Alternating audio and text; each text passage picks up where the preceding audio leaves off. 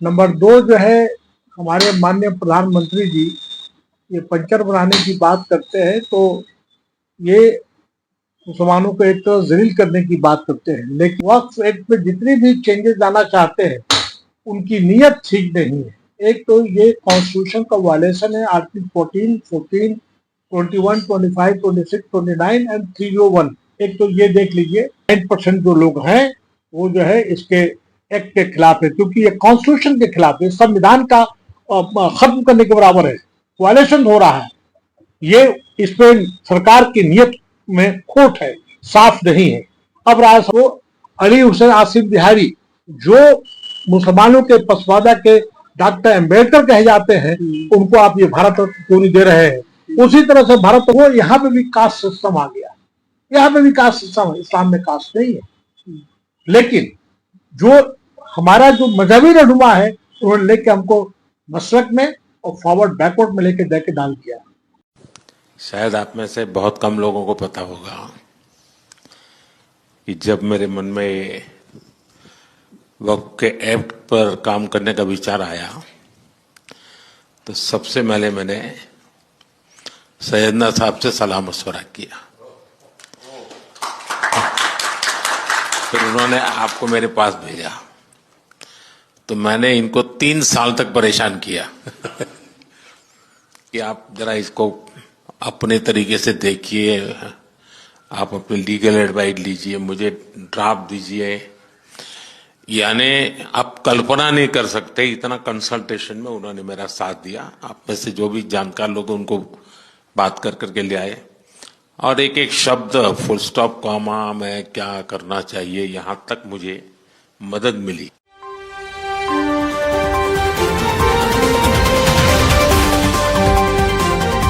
जुड़ चुके हैं पूर्व आईपीएस अधिकारी एमडब्ल्यू अंसारी साहब के साथ और बात करेंगे जिस तरह से वक्फ बोर्ड अमेंडमेंट बिल लोकसभा और राज्यसभा में पास हुआ और उसके बाद 14 से अधिक याचिकाएं उसके खिलाफ दायर की गई, उस पर चर्चा भी हुई।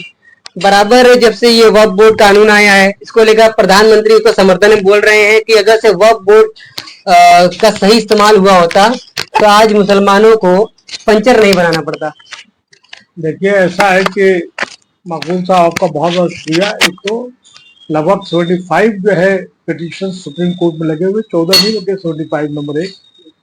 नंबर 2 जो है, हमारे माननीय प्रधानमंत्री जी ये पंचर बनाने की बात करते हैं तो ये मुसलमानों को एक तो जलील करने की बात करते हैं, लेकिन ये जो कहते हैं ना, जो आदमी खुद अगर कीचड़ में पत्थर फेंकता है तो उसका खुद उसका छींटा पड़ता है। माननीय प्रधानमंत्री जी ये मुल्क के सबके प्रधानमंत्री हैं, किसी विशेष वर्ग जात के नहीं है। ये उनकी जिम्मेदारी है कि आज मुसलमान जो है आज अपने आप को वो विश्व गुरु कहते हैं, तो आज जो है समाजी तौर पे और उसके साथ साथ में एजुकेशनल इकोनॉमिक बैकवर्डनेस क्यों है। ये जो है पूरी जो एक्ट लाया गया है मुसलमानों को वक्त की प्रॉपर्टी से बेदखल किया जाना है और ये जितने भी कॉर्पोरेट्स को जो है देने दिलाने की बात है।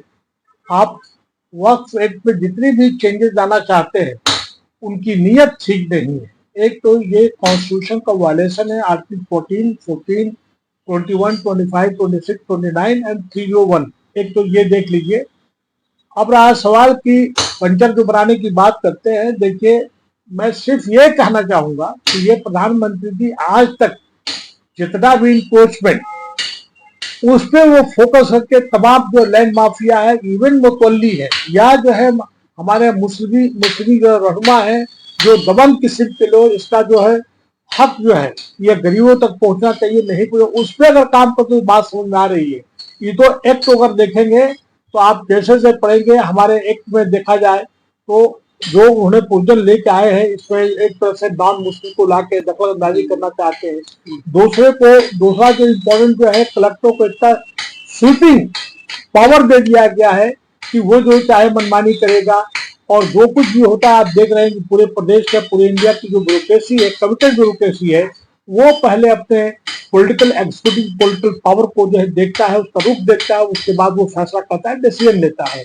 तीसरा जो है वक्फ बाय यूजर, पता नहीं आपको कितना जानकारी है नहीं, तमाम हमारे मुस्लिम समाज को के बारे में जानकारी है नहीं, मतलब सुप्रीम कोर्ट ने एक बार नहीं कई बार कहा है कि जो वक्त के तौर पे इस्तेमाल हो रहा है, जो सदियों से 300-400 साल पुराना मस्जिदें बनी हुई है, अब उसका पेपर नहीं है। तो इस एक्ट के तहत जब भागा जाएगा भी पेपर हम पे ला के दिखाओ, रजिस्ट्रेशन हुआ है कि नहीं हुआ है, और ऐसे अगर नहीं होगा तो वो किसी वक्त कुछ भी हो सकता है। सरकार उसको एक्वायर कर। मैं यहाँ पे एक छोटा सा मैं आपको एग्जाम्पल बता दूं मैं कि बहुत से ऐसी मस्जिदें हैं, बहुत से ऐसी दरगाहें हैं, चाहे मदरसा हो, मकतब हो, मस्जिद हो, कब्रिस्तान हो, और इवन रिलीजियस इंडोमेंट्स वगैरह है, तो ये इनके ऊपर डॉक्यूमेंट या कागजात पर रखना बहुत बड़ा मुश्किल काम है, जो कि नहीं है। मैं आप ही के माध्यम से प्रधानमंत्री जी से सवाल करता हूं कि पिछले 10 साल से 11 साल से आप हैं सत्ता में, आज तक मैं समझता हूं कि वापसी जो ये वक्त बाद जो नेट पे जिसका रजिस्ट्रेशन जो है रेवेन्यू रिकॉर्ड में 39 या 40% जो है उसका दर्ज हुआ है, तो इसके लिए कौन जिम्मेदार है? आज 123 जो है जमीन वक्त लैंड की प्रॉपर्टी जो है आपके दिल्ली में पड़ी हुई है, जिनका की डिस्प्यूट चल रहा है। और इसी तरह से आपका आप उत्तर प्रदेश से हैं, उत्तर प्रदेश में है तमाम जो है मस्जिद को, कब्रिस्तान को और तमाम वक्त की जमीनों को ये किसी न किसी तरह उलझाना चाहते हैं, उसकी नजर है। अच्छा ये बता दूं कि वक्त ही जमीन पे नहीं है, बल्कि और भी तमाम जो है जो दिगर जो है मज़हब की जो जमीनें हैं, जो ट्रस्ट की हैं, हिंदू समाज का भी है, वहां पे भी उनको कर रखा है। अगर उनको इतनी हमदर्दी है, तमाम इंक्रोचमेंट को हटाया जाए, जो हकदार उसको किया जाए। और आप देखेंगे कि वक्त में जिस तरह से वक्त को मैनेज करने वाले वक्त बोर्ड के मेंबर, वक्त बोर्ड के चेयरमैन या ऑफिस बेरर्स पदाधिकारी जो हैं, उन्होंने कहीं न कहीं इसको जो है खुद यूज किया है, मिसयूज किया है, या उसका जो है गलत तरीके से उन्होंने बेचा है, उनके खिलाफ देखिए किसी को कोई कार्रवाई नहीं होती है। पहले भी ऐसे हुआ, पहले की सरकार होती जिम्मेदार, जिससे ये सरकार जिम्मेदार है। हमारा सवाल ये है कि ये किस तरह से वक्त की जमीन जो है ये खुदा की जमीन है, खुदा की प्रॉपर्टी है, सबसे निचला तबका मुस्लिम कम्युनिटी का सबसे गरीब तबका पे कैसे ये इसका बेनिफिट होना चाहिए। और ये कहना कि सब पंक्चर बनाने वाले हैं, तो देखिए ऐसा है कि पंक्चर बनाने वाले तो मुस्लिम समाज में है, लेकिन उसके साथ साथ दीगर कम्युनिटी SC और लोग भी हैं, और ये इस तरह से नीचा दिखाने की बात है। और जितना अगर मुसलमानों के लिए अगर शर्म की बात है, तो उतना ही इस मुल्क के प्रधानमंत्री को भी इतनी शर्म आनी चाहिए कि तुम्हारी जनता जो है, तुम्हारे मुल्क के बाशिंदे जो है, इस तरह से क्यों बैकवर्ड है, या ऐसे नौबत क्यों आ गई? भाई आप भी तो जिम्मेदार है, आपने इनके लिए क्या काम किया? आपने काम नहीं किया। और मैं इस कंट्रोवर्सी में नहीं पढ़ना चाहता, इसको लोगों ने पूरे भारत ने इसको कंडेम किया है, और इस तरह की बात उनको गैर जिम्मेदारा बात नहीं करनी चाहिए। जी जी, इसमें जिस तरह से जब से ये बिल आया है और उसके बाद से ही कुछ मुस्लिम हैं जो कि खुशी मना रहे हैं, वो लोग कौन है? वो मैं आपकी बात समझ गया कि कुछ एक ऐसा मुस्लिम ऑर्गेनाइजेशन संस्थाएं हैं और लीडर्स हैं जो बहुत से मतलब अधिकांश 99% जो लोग हैं वो जो है इसके एक्ट के खिलाफ है, क्योंकि ये कॉन्स्टिट्यूशन के खिलाफ है, संविधान का खत्म करने के बराबर है, वायलेशन हो रहा है। ये इसमें सरकार की नीयत में खोट है, साफ नहीं है। अब रहा सवाल कि बहुत से ऐसे लोग हैं, इस तरह से 8 से 10 ऐसे ऑर्गेनाइजेशन है जो इसके बारे में खुशी है कि सरकार ने जो किया ठीक किया है। मैं आपके माध्यम से सवाल कर रहा हूं, मैं आपके माध्यम से सवाल कर रहा हूं, और उसमें जो भी मुसलमान है, हो सकता है कि जो भी इसके लीडर है, जैसे कि कोई इमाम ऑर्गेनाइजेशन बना रखा है, कोई जो है इत्तेहादुल जो है इस्लाम बना रखा है, हिमायतुल इस्लाम बना रखा है, ये तमाम लीडर्स जो है उसको सरकार को खुश करने के लिए कर रहे हैं। अगर इतने ही हमारे प्रधानमंत्री को मुसलमानों से, खासकर पसमादा से अगर हमदर्दी है, तो 1950 का जो प्रेसिडेंशियल ऑर्डर 8 अगस्त 1950 को प्रेसिडेंशियल ऑर्डर निकाल के वो पसमादा जो है मुसलमानों को जिस तरह से डिस्क्रिमिनेट किया गया, कॉन्स्टिट्यूशनल डिस्क्रिमिनेशन है कि जो मुसलमान का SC दलित होगा वो उसका जो है SC एक्ट का लाभ नहीं मिलेगा। आपके माध्यम से बताना चाहता हूं मैं कि कम से कम 1000 से लेकर 1200 ऐसी सीटें हो गई हैं जिसपे जो है हिंदुस्तान मुसलमानों का जो है दलित मुस्लिम, OBC मुस्लिम जो है या SC जो है उस पर इलेक्शन नहीं लड़ सकता है। तो ये माननीय प्रधानमंत्री जी इसको खत्म कर दें। उसी तरह से एक प्रेसिडेंशियल ऑर्डर जो है 340 जो ये कॉन्स्टिट्यूशनल डिस्क्रिमिनेशन है, और तमाम पॉलिटिकल पार्टी ने इसमें प्रधानमंत्री तो है वर्तमान समय में, उसके अलावा और भी जो हमारे जो है जो भी पॉलिटिकल पार्टी रही है सत्ता में, उन्होंने भी कोई काम नहीं किया। एक चीज। दूसरा जो है मुसलमानों के और खास के पसमादा के साथ जो नाइंसाफी हो रही है, आप देखिए कि जितने भी और लोगों को खुश करने किया जा रहा है, तो अली हुसैन आसिफ बिहारी जो मुसलमानों के पसमादा के डॉक्टर अम्बेडकर कहे जाते हैं, उनको आप ये भारत रत्न क्यों नहीं दे रहे हैं। उसी तरह से भारत रत्न जो देने की बात हो रही है, उसी तरह से अब कयूम अंसारी जो बहुत बड़े फ्रीडम फाइटर थे, पसमादों के जो है मसीहा थे, बाबा कौम हम उसे कहते हैं, उसको आप भारत रत्न क्यों नहीं दे रहे हैं। और उसके साथ साथ बतक मियां अंसारी जिसने गांधी जी की जान बचाई, आज गांधी जी के जान बचाने वाले बतक मियां अंसारी को दुनिया में कोई नहीं जानता, लेकिन महात्मा गांधी के कातिल को पूरी दुनिया जानती है। और उसके साथ प्रेसिडेंशियल ऑर्डर निकला, बाबू राजेंद्र प्रसाद साहब ने 1950 में ऑर्डर किया कि इनको 35 बीघा जमीन को दिया जाए इनके खानदान वालों को। वो तमाम खानदान के लोग आज भी रोड पे मजदूरी कर रहे हैं, उनके साथ नाइंसाफी नहीं हुआ। और यही नहीं, तमाम स्टेट में जहां जहां इनकी सरकारें हैं, चाहे उत्तराखंड में हो चाहे आसाम में हो, आप देखिए कि तमाम जो है ये अनऑर्गेनाइज्ड सेक्टर में जो ओबीसी है, दलित मुसलमान है, उनके मदरसे हैं, उनको किस तरह से डिमोलिश किया गया है। आप उठा के देखिए, बिल्किस बानो जो भाई ओबीसी लेडी, उसके साथ जुल्म हुआ। आज ये हालत हो गई है कि जो इनका आदमी है, जो क्रिमिनल है, आपराधिक तत्व है, उसके साथ में उसको ग्लोरीफाई करने की बात हो रही है, उसको जो है बाकायदा फूलमाला पहना जाता है। आपने नाम सुना होगा ग्रैहम स्टैंड का, उसका मर्डर कर दिया दारा सिंह ने उड़ीसा में, और उसके साथ साथ में बहुतों को तो घर सजा में बरी कर दिया गया, और जो सजा हो गई आज वो छूट गया कि आज उनका बहुत अच्छा गुड कंडक्ट है, उनको फूल माला कहकर उनको स्वागत किया जा रहा है। मतलब ये एक गलत तरीके से नैरेटिव जारी किया जा रहा है कि गुंडा आदमी मवाली को आप जो है ग्लोरीफाई कर रहे हैं, उसको जो है महामंडित कर रहे हैं आप, और ये ठीक बात नहीं है। उसी तरह से अगर इनको इतनी हमदर्दी है, और जो लोग मना रहे हैं उनके आप माध्यम से कि अभी बिहार में चुनाव होने जा रहा है, एमएलए एमपी एमएलए के सीट के लिए मांग करके देख लें। ये क्यों नहीं कहते हैं कि तमाम आज पार्लियामेंट में बीजेपी के पास में एक एमपी नहीं है, एक मुस्लिम जो है वो नहीं है, मतलब एमपी नहीं है, कोई मिनिस्टर नहीं है, आप राज्यसभा में नॉमिनेट क्यों नहीं कर देते। उसी तरह जहां जहां जो है अपर हाउस है, वहां पे ये बीजेपी क्यों नहीं मुसलमानों को नॉमिनेट करती है। मैं आपके माध्यम से पूछना चाहता हूं कि आप उत्तर प्रदेश में महाराष्ट्र में है, यहाँ पे दानिश अंसारी है, उन्होंने जो है क्या काम किया।